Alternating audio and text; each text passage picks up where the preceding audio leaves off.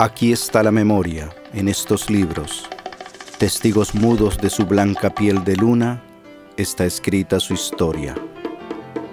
Hay que mirar por las endijas, donde su sombra a esta hora se desnuda. Nunca se piensa que la perfumada sábana del amor sea la mortaja. Con estos versos del poeta invitado en el día de hoy, damos inicio a nuestro programa El Café de los Escritores, una tertulia literaria en la que exaltamos la vida y obra de los escritores más representativos. En el día de hoy contamos con la presencia del poeta Omar Ortiz. Poeta, bienvenido. Muchas gracias, Humberto, muy halagado por estar en este programa. Omar Ortiz tiene un espacio que considera vital para su trasegar como artista y como ciudadano. Veámoslo en El Caminante y su camino.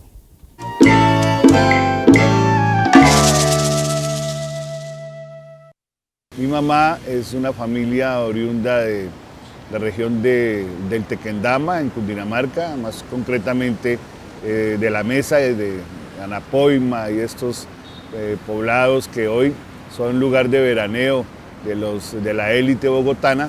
Mi familia forero es de ahí, de esa región.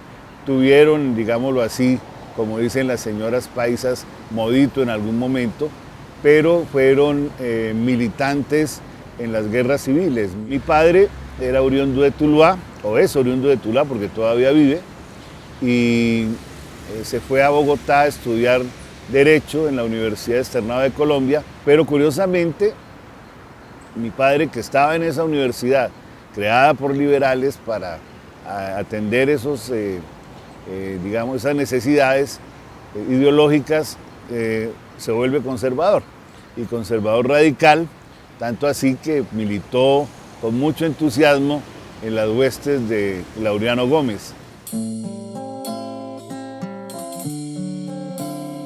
A los 4 años tuve una pielonefritis, una enfermedad que en esa época era muy grave. Entonces, la única manera de salir de este problema era la quietud total. Entonces una tía abuela que vivía con nosotros se encargó de estar a mi lado, y ella tenía una gran habilidad para contar historias, para contar cuentos. Se los sabía todos, y los que no se los sabía se los inventaba, y ella los manejaba muy bien y los recreaba. Es decir, no los tomaba linealmente, sino que sobre esos cuentos se inventaba otros cuentos. Bueno, para mí el colegio fue una aventura interesante, como les contaba. Yo llegué sabiendo leer, luego tenía cierta, digamos, autoridad sobre los compañeros, y aprendí rápidamente a escribir. Y ahí tuve 2 compañeros que también significaron mucho para mí. Compañeros que me hice amigo de ellos porque eran muy pobres y fueron, digamos, matoneados. En esa época ese término no se utilizaba, pero se hacía, excluidos de alguna forma porque no tenían la misma ropa del resto de los alumnos. Y no es que los demás fuéramos ricos, pero es que ellos eran más pobres que los demás. Después me volví adicto a los cómics. Tuve cualquier cantidad de cómics y lo más grave de esto es que un buen día mi madre, por razones, digamos, muy altruistas, como hacen las madres todo, hasta sus grandes equivocaciones, decidió regalar este acervo que yo tenía, digamos, de bibliográfico o de biblioteca, y desaparecieron. Ya yo creo que ella perfilaba de alguna manera que eso me iba a convertir en una persona distinta, y seguramente pensaba que eso no convenía porque iba a ser, me iba a hacer pasar trabajos después, más de los que pasa una persona normal. Y si pensó eso, pues no equivocó. Poeta, por lo que acabamos de ver y de oír, usted ya es un adicto a la lectura a través de los cómics, pero usted tuvo su propia biblioteca de Alejandría que se perdió.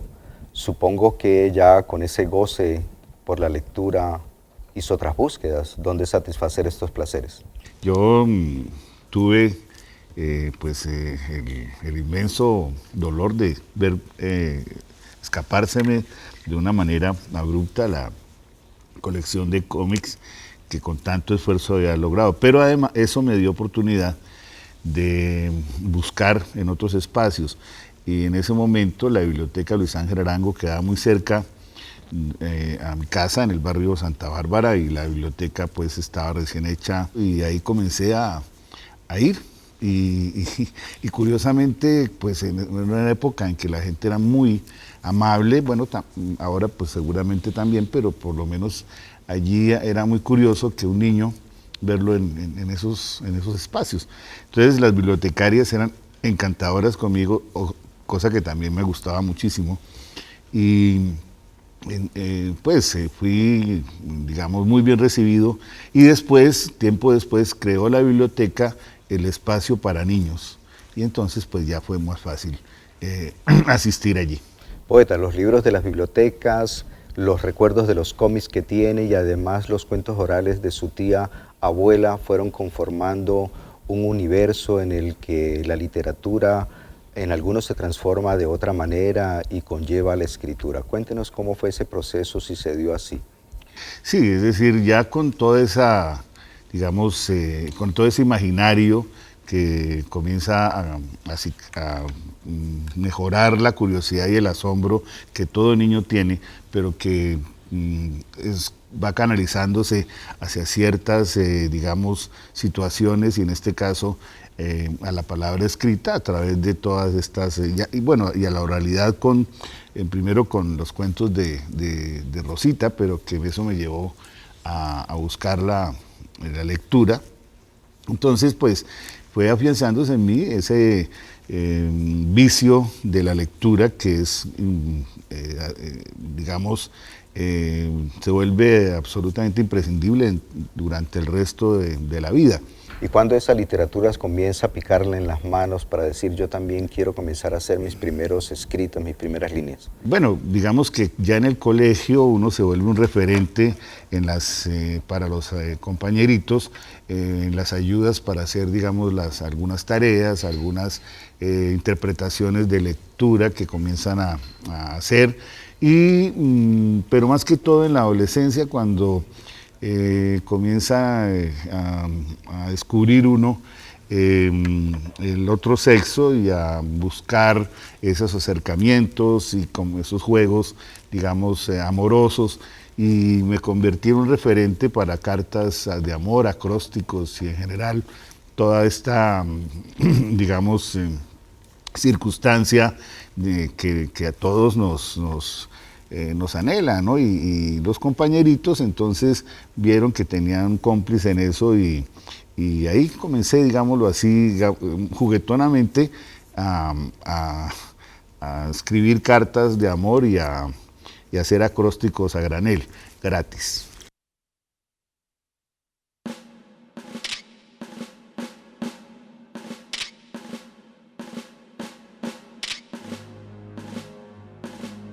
Hablan de un imperio, de grandes jardines colgantes.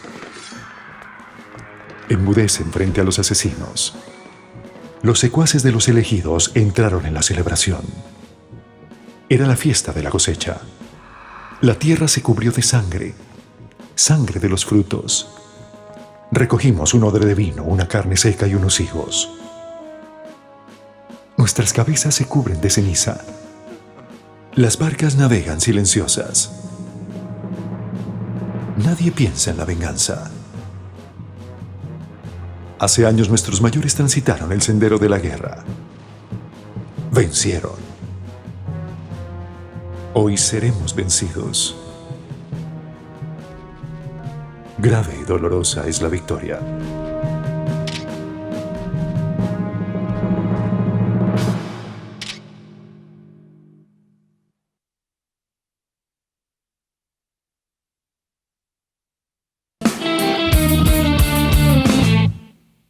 Comencé yo a elegir a dónde vivir, que me parece que también es vital. que fue el Valle del Cauca, cuando ya decidí quedarme a ejercer mi profesión acá en el Valle, y obviamente tengo dos ciudades que para mí son fundamentales, que son Tuluá y Cali. Tuluá porque es el sitio donde he hecho mi trabajo como abogado y lo que pretendo hacer como poeta y como escritor, como ensayista. Y Cali porque de alguna manera es una ciudad que me ha dado unos momentos muy especiales en mi vida, como cuando estuve en la gerencia cultural del departamento.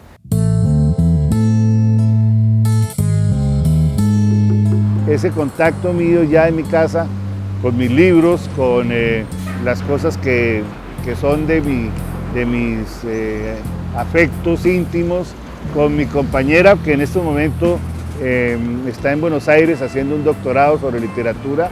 Entonces, pues en estos momentos no estoy muy acompañado fuera de dos gatos, un gato que se llama Merlín y una gata que se llama Bostezo. Para mí Cali es una ciudad que tiene su verdadero potencial en la gente, pero además me gustaba en Cali, por ejemplo, aquí en los espacios como la tertulia, como el espacio que nos ofrece el centro de Cali. Para mí los centros de las ciudades son, digámoslo así, como el eje que la ciudad tiene. Ahí es donde está la ciudad de verdad y es donde me gusta estar.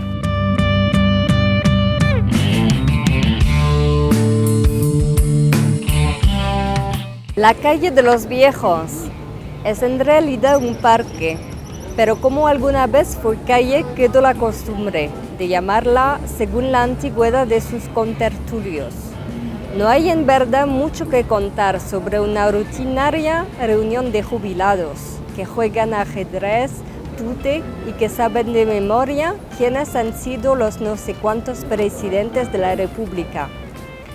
Salvo que una vez que fallecen, regresan a platicar con sus amigotes convertidos en ardillas o iguanas. De la realidad de los viejitos, de los abuelos, de los ancianos, que pasan el tiempo conversando, como una rutina. Me acuerda mi abuelo y me acuerda también la Plaza de San Francisco. Y eso de la reencarnación en ardillas e iguanas me gusta mucho, es muy divertido. Sí. Este sitio para mí es evocativo porque estamos a muy pocos metros de donde estuvo el famoso Café de los Turcos. Era un lugar emblemático para la ciudad. A partir de las 4 de la tarde había una reunión informal siempre y eso daba, digamos, un espacio donde la ciudad crecía, donde la ciudad tenía un foro deliberante cotidiano.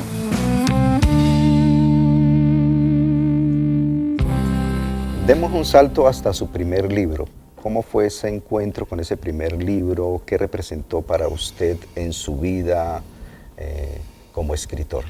Bueno, yo era muy crítico con lo que hacía, no estaba muy contento nunca con esos primeros esbozos, hasta que encontré un cómplice necesario, como diría un abogado, en un personaje tulueño que se llamó Germán Cardona Cruz, que fue el que me dijo, no, pues, ¿por qué no vas haciendo tus poemas y me los traes y yo voy seleccionando los que podrían de pronto convertirse más tarde en un libro? Y así salió La Tierra y el Éter. Poeta Omar Ortiz, a raíz de la publicación de su primer libro, La Tierra y el Éter, en 1979, usted ha ido construyendo una obra sólida, una obra en la que va construyendo una serie de símbolos, de búsquedas, de temas. Encontramos algunas de ellas, una preocupación por la ciudad, como por ejemplo en Las calles del viento, otra por esa especie de geografía humana a través de los seres anónimos, pero también por las cosas sencillas como el libro de las cosas que obtuvo un premio del cual hablaremos luego. Cuéntenos algo acerca de ese sistema simbólico que usted ha querido construir a raíz de todo su trabajo literario? Sí, bueno, yo creo que esto comienza con Las muchachas del circo, libro que publicó el Museo Rayo en sus ediciones Embalaje en 1983. Las muchachas del circo recogen una gran preocupación y exaltación mía por esa actividad lúdica circense, pero además mezclada con la música del tango para hacer como una conjunción urbana con esa parte. Y ahí comienza, digamos, como esa mirada, digamos, un poco para recrear, digamos, esa serie de imaginarios que tenía de mi niñez, pero además de lo que estaba viviendo en ese momento. Y esa es la búsqueda que se ha convertido, digamos, en un acicate en los demás textos. Poeta, una inquietud que siempre me ha llamado la atención, esos temas por los que usted aborda bien pueden ser trabajados también a través de la prosa. Sin embargo, no conocemos un libro suyo de cuentos o alguna novela porque son temas muy citadinos. ¿Por qué la preferencia de la poesía por esos temas? Porque me parece mucho más concreta la poesía, a pesar de que la prosa puede aparentar mayores, digamos, halagos. Pero para mí la poesía logro en imágenes muy especiales decir lo que quiero decir. Yo no, es decir, quiero que los lectores, cuando asumen una de mis obras, la entiendan o la recreen desde esos guiños que les hago a través de los poemas. Poeta, la ciudad es un espacio vital para todo ser humano, por supuesto. Allí transcurre su vida. De hecho, creo que ya no podríamos vivir lejos de las ciudades. Y esas ciudades también nos dan ejemplo de miserias, de dramas, de violencia y demás. ¿Por qué es importante que el poeta recupere esos temas un poco duros y los transforme en algo estético? Es que esa es la realidad que vivimos, Humberto. Esa es la situación en que nos movemos diariamente. Esa cotidianidad tiene que poetizarse. La poesía está en la calle, la poesía está en las realidades más evidentes, pero que a veces no lo miramos porque estamos buscando la retórica o ciertas fórmulas que nos enmascarar esas realidades. No, esa realidad hay que poetizarla y recrearla desde la palabra para que también el dolor se convierta en poesía.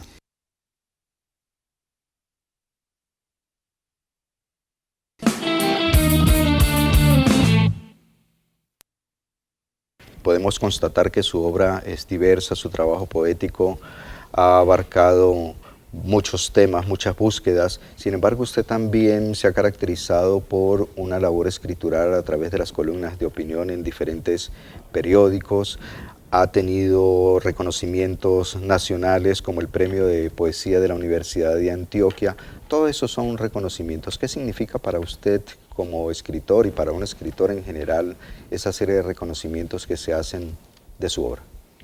Bueno, ni modo de decir que no sea importante para un escritor los reconocimientos. El premio de la Universidad de Antioquia pues fue para mí muy importante, fue inclusive una gratísima sorpresa. Lo mismo se ha reconocido en la colección Un libro por centavos de la Universidad Externado de Colombia, porque eso es... ¿Con su libro? Con una antología mínima que preparó Carolina Urbano, mejor, que ella fue la que seleccionó esos poemas. Estar en la colección Doble Fondo con el poeta Antonio Cisneros, pues imagínate lo que significa eso para uno. Y ahora el último libro que publicó la Universidad de Caldas en el 2011, Sequía Grande, acaba de ser incluido por Fundalectura en ese plan que tienen ellos para promover autores nacionales en las bibliotecas colombianas, y hay una edición bastante significativa de ese libro por ellos, y eso pues es muy grato. Poeta, su trabajo como gestor cultural tiene al menos, o quiero resaltar, dos elementos muy importantes. Una, haber sido gerente cultural del departamento del Valle del Cauca, y la otra, un trabajo a través de su revista Luna Nueva, una de las revistas más importantes de poesía latinoamericana. Háblenos un poco de ellas. Sí, bueno, primero lo de Luna Nueva, porque para mí es fundamental en mi cotidianidad como poeta, además, porque es como el espacio que uno tiene para poder brindarle a sus pares en donde puedan tener una difusión de lo que hacen. Entonces ya llevamos 27 años con este que corre en la revista y eso es muy, digamos, satisfactorio, poder haber tenido esa persistencia y tener ya un auditorio importante, como tú lo dices, en toda América Latina.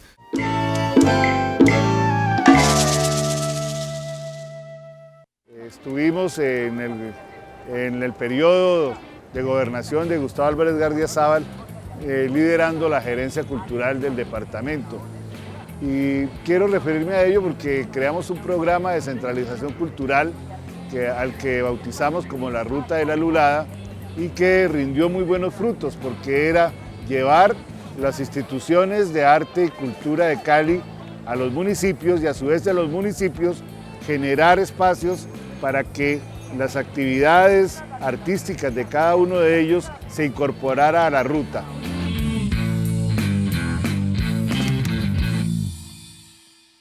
Poema de la caricia. Siempre en el amor está el poema, la caricia marca con el hierro del instante, la palabra inútil, nada nombra, solo tu mano es cierta, solo vive tu cuerpo sobre la negra losa de tu piel, se estremece al contacto de la piedra. Es día de jaguar y la guerra sujeta a los hombres, con su color de achote. Tú eres la amada, la amante, oyes el maíz germinar en tu vientre, cierras los ojos al nombre de tu hombre, sabes lejos en el reino del Señor de la noche. El peyote deforma la luz del pebetero. ¿Quieres reír? Señalar al nombre de tu estrella. El sacerdote palpa tu seno y recuerdas.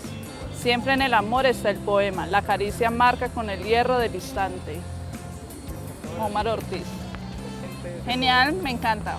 Me encanta la poesía, me encanta la inspiración, el instante, todo.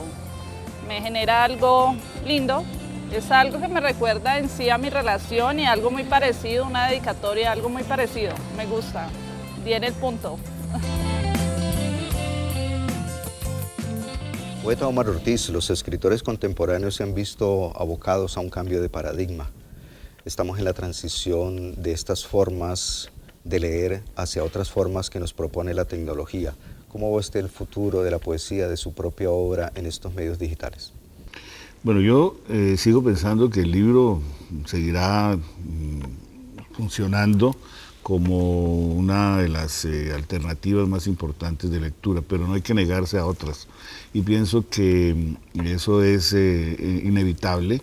Y en última, la forma donde están los signos no es lo más importante, sino que se siga, digamos, privilegiando el hecho poético dentro de todas las vivencias cotidianas del hombre, porque cuando se pierde el hecho poético, pues se pierde, digamos que la humanidad, el sentir humano.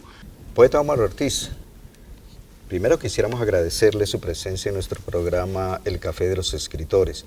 Y hablando de estas nuevas generaciones y de nuestros nuevos medios digitales, nos gustaría que en su propia voz nos leyera uno de esos representantes de jóvenes poetas que están apareciendo por nuestros días. Este poema se llama Regreso y es de Yorladi Ruiz.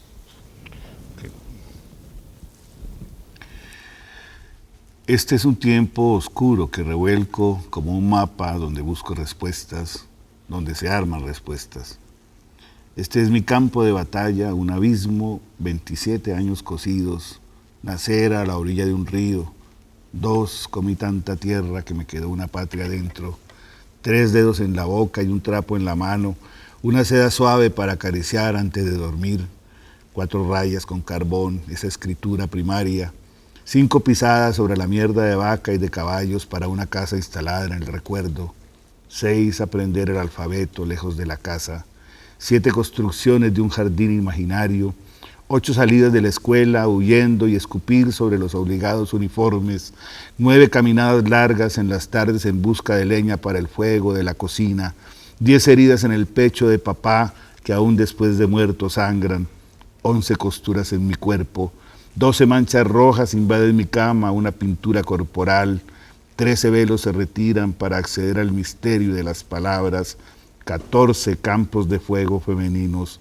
una orilla donde llegar, 15 pulsiones sexuales se desatan, 16 hojas diarias escritas, 17 horas esperando la noche para habitarla y con ella el silencio, 18 sales que renueven el cuerpo mientras se despiden los muertos, 19 palabras conectadas a un diálogo de metáforas, 20 palabras que salen a franquear mi silencio, 21 máscaras que prendan a mi corazón, 22 silencios que sacuden y alejan, 23 ruidos calurosos de la gente que escucha las palabras, 24 recorridos que atraviesan las fronteras, 25 angustia que enloquece, 26 y 27, heme aquí, esta oscuridad me rodea, regreso poco a poco, más chica, una larva enmarañada, como cuando desperté y me supe otra Gregoria Samsa, hecha un monstruoso insecto sangrando cada mes, transformándome cada vez cuando regreso